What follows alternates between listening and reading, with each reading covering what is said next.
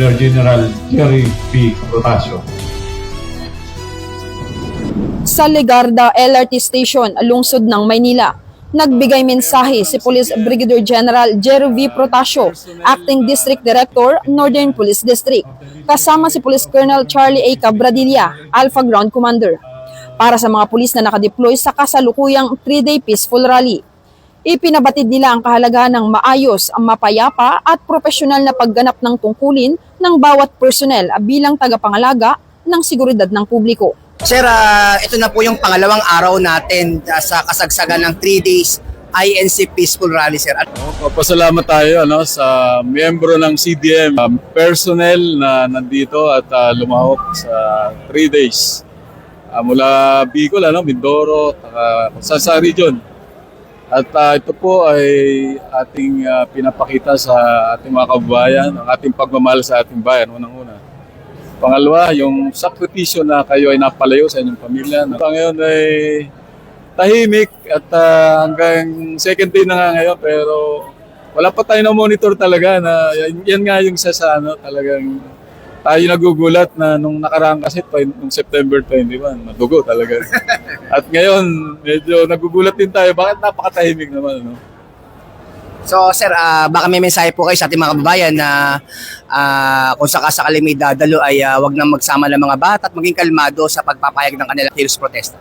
Opo, sa atin pong mga kababayan, maraming salamat po sa napakatahimik at payapa na pagpapahayag. Tayo po ay rumirespeto sa inyong mga karapatan at kayo po ay malaya at payag ng inyong mga hinaing.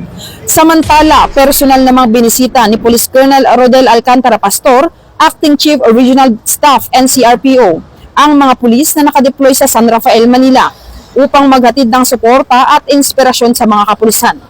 Kasama niya sina Police Colonel Noel Marcos Fermin, OIC ODDDA, at Police Colonel Marlon B. Rufo, Ground Commander ng San Rafael. Bahagi ng kanilang inspeksyon ng pagdalaw sa billeting quarters ng mga augmented personnel mula sa iba't ibang PROs sa Victorino, Mapa High School, San Rafael Street, San Miguel, Manila, kung saan nakaantabay ang PNP Medical Team para sa agarang serbisyong medikal sa mga pulis na naka-duty. Sa kanyang mensahe, binigyan din ni Police Colonel Pastor ang kahalagahan ng disiplina, malasakit at pagrespeto sa karapatang pantao sa gitna ng kilos protesta. At ang kanilang presensya ay patunay ng buong suporta ng NCRPO sa mga pulis na patuloy na naglilingkod para sa kaligtasan ng publiko. Mula dito sa San Rafael, Manila, kasama si PCMS Mauricio Bonilla Ruiz.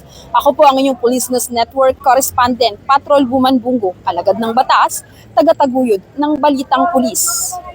Police News Network, alagad ng batas, tagapagtaguyod ng Balitang Pulis, sandigan ng mamamayan, patnubay ng katotohanan.